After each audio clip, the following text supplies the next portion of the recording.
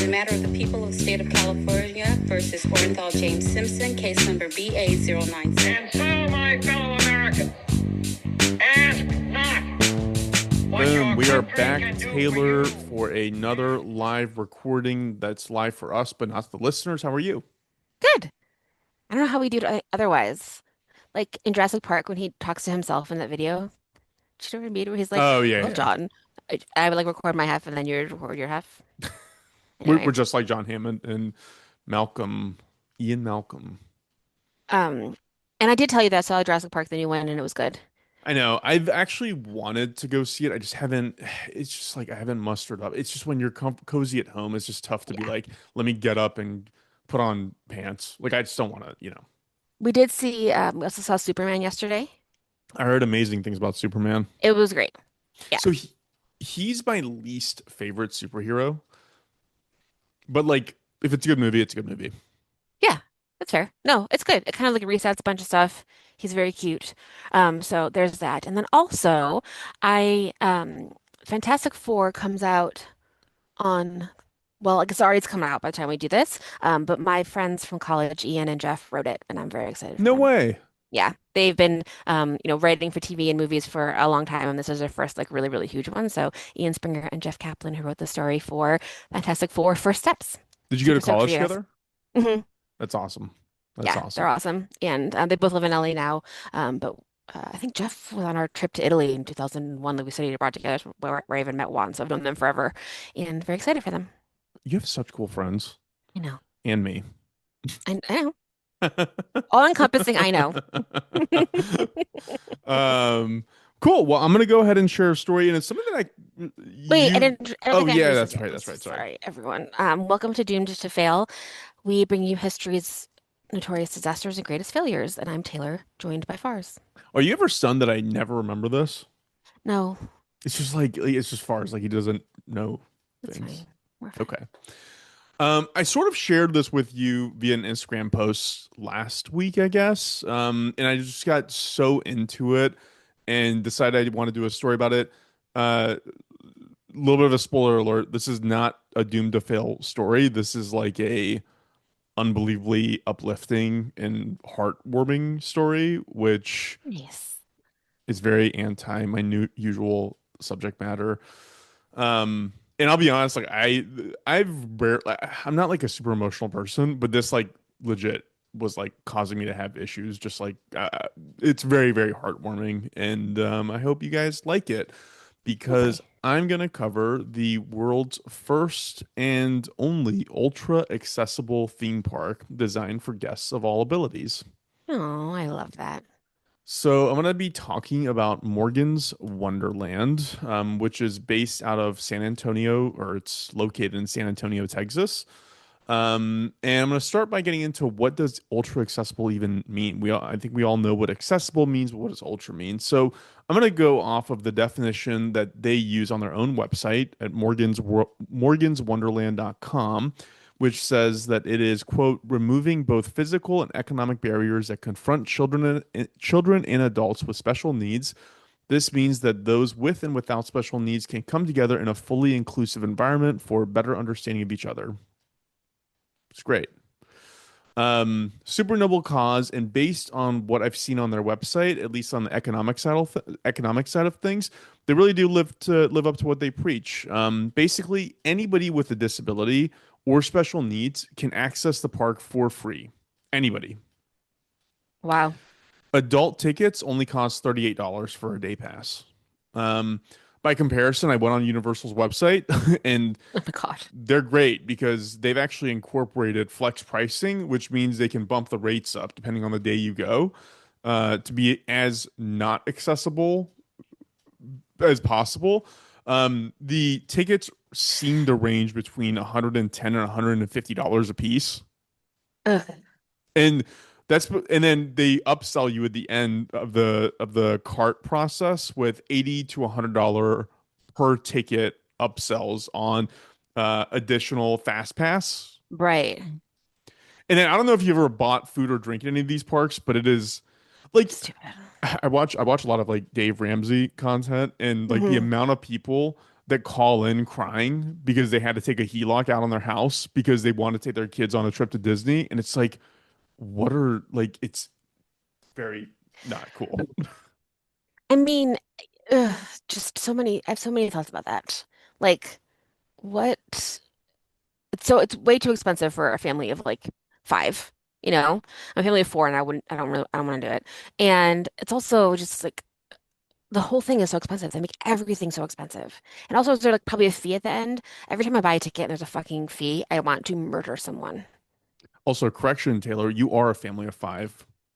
Oh, that's true. Oh Thank my God, you. could you imagine my tortoise on like Splash Mountain? Can you imagine little Mickey ears on him?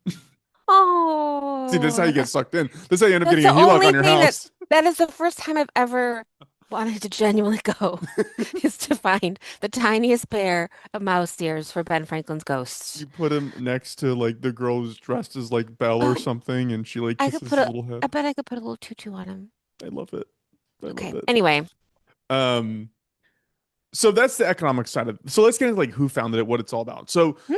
the guy who founded it is a guy named Gordon Hartman. He was born and raised in San Antonio, Texas, and I love like these inspirational figures that nobody knows anything about. This guy, okay, 15 years old, he launched a landscaping business. By 19, he started a home building business. By 23, he started his land development company. Eventually, he would grow to become the largest home builder and land developer in San Antonio for about 22 years. Like Wow. this guy made it like Hmm. big time. He would marry his wife Maggie in 1991 and would give birth to their daughter Morgan. I think in 1993. The exact dates aren't there. I think the family actually does like to be somewhat private. Hmm. It's somewhere between 93 and 95 is when she was born. And Morgan, unfortunately, was born with cognitive and physical special needs. She was born with a syndrome called Tatten-Brown-Raman, which it's a genetic disease. And so it has varying degrees in which it kind of affects you. But in some cases, Hmm. you can suffer from extreme intellectual disability as well as physical disability involving your joints. So she was seemingly more on the extreme side of things. That, and thank you for pausing for me. I'm like taking a deep breath. Remember how I did work um, at a hedge fund, you remember. And I complained about it and all the things. But when I worked there, the CEO's daughter had a disease that was really bad as well. That was like very, very, very like rare. So part of the profits of the hedge fund did go to research for that, That's awesome. which That's is awesome. awesome. Mhm. Um, at some point, and again, details about this seem to be kind of scant as well, but they seem to have been gone on a family trip, the three of them together, and they were enjoying some pool time at a resort. And Morgan wanted to enter the pool and play with the other kids who were throwing a ball around. And as she approached them, she was basically just outright rejected. The kids just didn't want to play with her. They took their ball and they went home. Um, Totally. Gordon, the father, would later say, quote, I'll never forget the look of anguish and dismay on Morgan's face, so I decided there had to be a way to bridge the gap of misunderstanding about people with special needs. That incident was a tipping point for Morgan's Wonderland. Um, he also had a TED talk it's not in the outline, but he had a TED talk about something about how um, any environment, uh, it was something along the lines of you're not disabled, you're only in an environment that doesn't facilitate what you are able, Yeah, which is that very makes sense. true. Totally. So in 2005, Gordon sold all of his business interests and set out on a new endeavor of creating Morgan's Wonderland. The process started by establishing the Gordon Hartman Family Foundation, a 501(c)(3), whose initial interest was developing and building this theme park. He went about acquiring about 25 acres of continuous land around San Antonio, as well as consulting with doctors and families and therapists to figure out how he can go about achieving this. The outcome in 2010 was the launch of Morgan's Wonderland to the cost of about $50 million, with completely new and novel rides to accommodate any and everybody. Uh, Nobody makes this stuff. Like they don't make Right. attractions for this demographic. And so, like for example, the carousel. They had to create that, and they had to make it so that it didn't have flashing lights. It could accommodate wheelchairs. It didn't have loud music, so that people with Mm-hmm. sense sensory sensitivities weren't feeling overwhelmed. This was kind of the part that I like a little bit broke down. Was they have a swing that's made to like secure a wheelchair to, Mm-hmm. which I thought was really touching and beautiful because I thought about like when I was a kid, one of the first and simplest enjoyments you have as a kid is you get on a swing set with like your siblings or Yeah. whatever, and you just No, push each other totally. and like feel the. They talked about how any child should be able to feel the wind rushing past them like on a swing set, and but again, like it's not something that everybody can do, because if you have a kind of disability that doesn't allow you to hold your body upright, and you have specialized wheelchair contraptions for like your spinal balance, like you need Mm-hmm. to have that with you. They created a ride called Jet's Wonder Bikes, which is a hang glider type thing where you can get on and get lifted up in the air. Again, all wheelchair accessible. And you can actually physically manipulate it, like you can pedal it, but they also were like, well, some people can't pedal. And so they added hand cranks so that kids were able to kind of tinker with it and play around with it as well. Um, I love the fact that every ride description on their site included pictures, and it included what the ride does, who it was for, as well as Mm-hmm. options to stop the experience to ensure that no kid was too frightened or overwhelmed by being there. So they literally had like there was one there's like it was again, this is in an outline, sorry I'm like mumbling a little bit, but like it was a theater style, it was like a 3D theater concept, Mm-hmm. um but they had like kill switches for kids to like hit if they wanted like the thing to stop shaking because they got scared or something. It's like they thought of That, everything. that's lovely. 7 years after Morgan's Wonderland opened, the family launched Morgan's Inspiration Island. So that's 2017, which was basically a splash pad water park concept. And like, I felt honestly shitty and guilty because as I was reading some of this stuff, it never dawned on me the things that you would need to do for these accommodations to exist. Like I Yeah. never experienced them. So one Mm-hmm. thing was anyone who visits the park was given free by the park wheelchairs that were waterproof and came in multiple different sizes to make sure that everyone felt comfortable and weren't going to get their actual wheelchairs soaking wet. All of that was done, all of that's provided free of charge. They also provide waterproof bags for ventilators, people that need oxygen.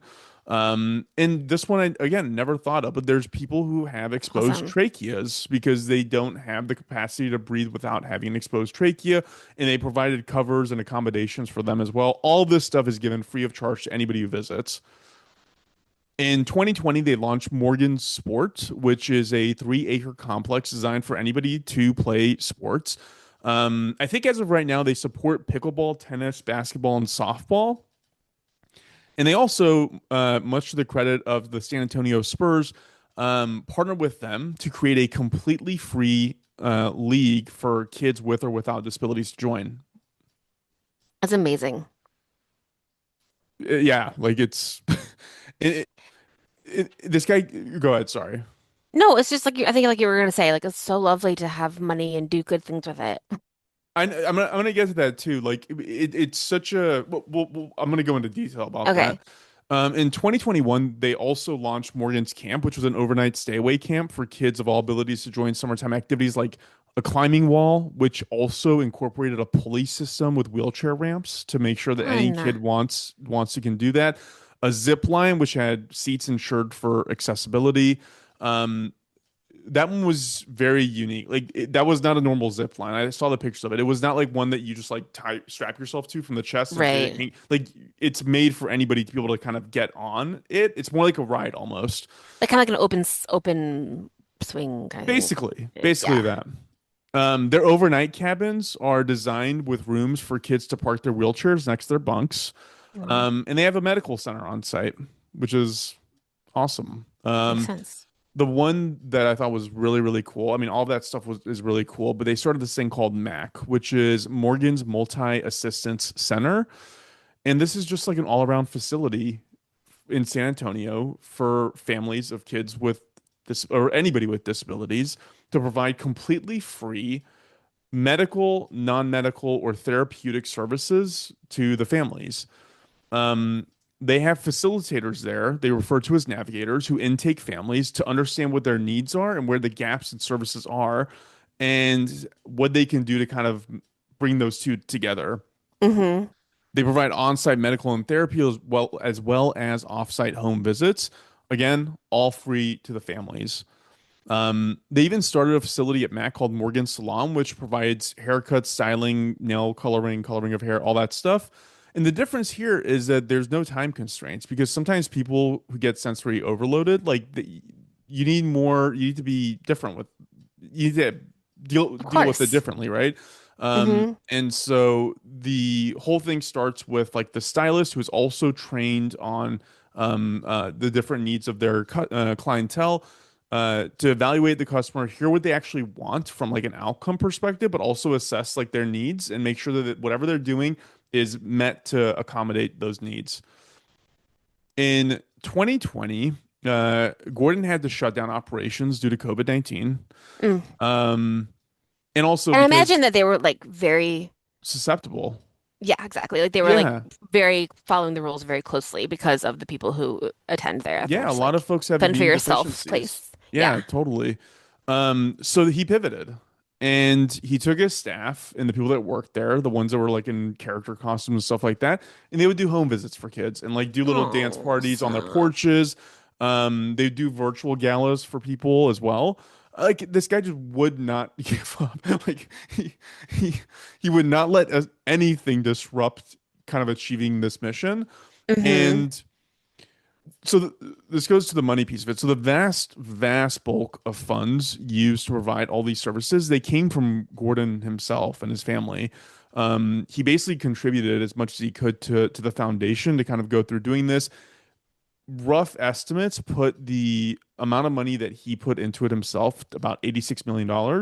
Wow. And um, the family themselves have committed to donating 95% of their wealth to throughout their entire lifetime to this mission. Wow. Um, Toyota has been a substantial sponsor. Like I said, the Spurs have been very, very helpful. The FC, the football club over there, has also been really helpful. So is the YMCA and donors, as well as like the parks themselves, generating some ticket sales from the adults who would visit or through merchandise sales and things like that.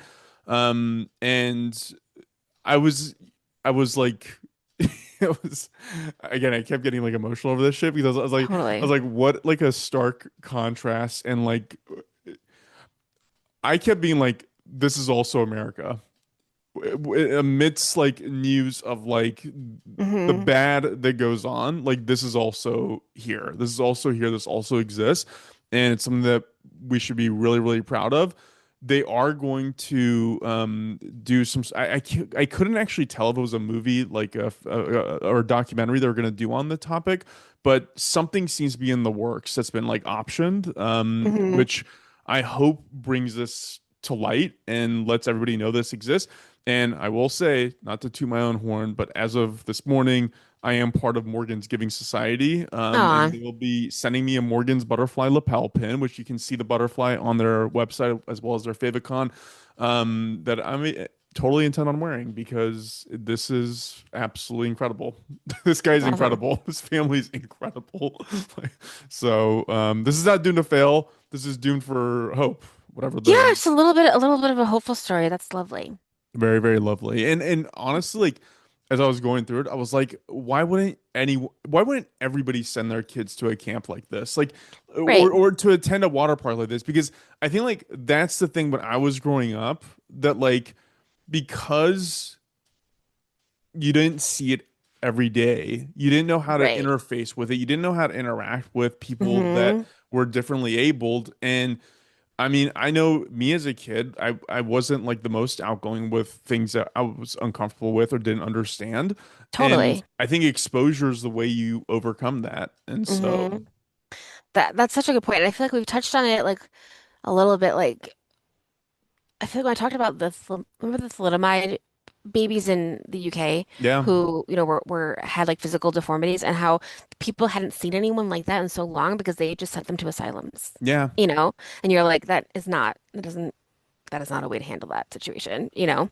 And then I also watched a video, I think Cory Booker posted it on Instagram the other day, but it was from a woman who was talking about how she was in a wheelchair and how things that are to make things more accessible actually help everyone. Like, I never noticed the number of corners in my neighborhood in Los Angeles that had like a ramp versus a curb until I was pushing my kids in the stroller and I would like avoid the ones that didn't have like the ramp, because like they were built for people with wheelchairs, but they help people on bikes, help people with strollers, like they help people with carts, like all sorts of different things. And then like things like subtitles, like they are originally created for people who can't hear, but they're helpful for literally everyone that I I know, you use know? subtitles. Yeah, everyone does these days. So like things that like the adjustments that they're making there to accommodate people can probably be helped and used in other places as well, you Yeah, know? yeah, And so absolutely. not just for them. Anybody who goes to morgans.org, if you scroll down a little bit, you can see there's a picture of Morgan there, and beneath it says Morgan's family of entities, where it has Morgan's Wonderland, Inspiration Island, Camp, Sports, Mac. You can go on any one of these and click to donate because like I don't like yeah, this guy's exceedingly wealthy. Or actually, if you go to the footer, you can actually click on a donate link right there as well and just Hmm. give directly. But like we want to encourage this kind of thing. And I think the more people help, the more they feel a part of it, the more they actually think about it, and I don't know, make it a part of their muscle memory. So hopefully folks Totally. can give. Yeah. Awesome. Yeah, Thank you. That's lovely. I know, I know. I had to like pepper in a plane crash on the last episode just to balance out. I know, for real. Um, no, it's nice to, hear good things. I think especially with someone who is rich doing something good and helping people, like it's hard to see that sometimes. And there Yeah, are people who are doing it, but it's probably true that a lot of people who are doing it aren't telling a lot of people. there's so much Because of there's that like too. I can think of like four billionaires, but there's like hundreds, you know. Yeah, Oh, yeah. those people, probably people. I mean, there's probably people doing some good somewhere. It's like that saying of like everybody thinks that we're so polarized, and if you go on Twitter, you think like, oh my God, everybody's so angry and upset about everything. And Hmm. then it was something about like how like 90 something percent of the content is generated by like 10% of the people. And I think that's the noise Hmm. that you pay attention to and what we all hear. But like I didn't Hmm. know this guy even existed. He probably lives 45 minutes away from me. Like San Antonio No, is not that far, totally. but I literally didn't even know this guy existed. And like I didn't even know this park existed or the series of parks existed. So I have a tiny spoiler for Superman. So pause here for 10 seconds and fast forward. Do the 30-second fast forward. Lex Luthor literally has a pocket universe in which he has a bunch of monkeys just typing shit online, like literal monkeys. It's hilarious. that's The, not like that different from our it's modern like world. thousands of monkeys on Twitter being like, fuck Superman. It's really funny. That is not that. I believe it. I believe it. Um, cool. But that was my story. If anybody knows, again, going back to what Taylor was saying, like this can't be a Tell one-off. us some good stories. Yeah. Yeah, tell us like if you know of something that's going on like in your or you know of people like this, I'd love to hear about it. And I think like it's useful to elevate that because it's easy if you watch the news to get like wrapped up in like the negativity, but like there's Hmm. still a ton of positivity out there. And so I'd like to give that a voice if possible. Nice. Nice. We can end with that. So I think was it the last episode that we ended with the world is being destroyed via climate change? Don't worry about it. Yeah, we are yeah, we're a very confusing podcast at times. Everything's fine. Awesome. Well, thank you. Do we have Appreciate it. anything to announce? Nope, no announcements, but please follow us on social media at Jim to Fail Pod, and then also I think I'm going to release like our compilation episodes every Thursday, which is like if you haven't listened to everything, because we have over 200 episodes, you can go back and look at different topics, and I'm trying to put them together for you, so there will be more of Sweet. those. Yeah. Thank you, listeners, and thank you, Taylor. Thank you, Farz. See you Sweet. soon. I'm gonna cut it off.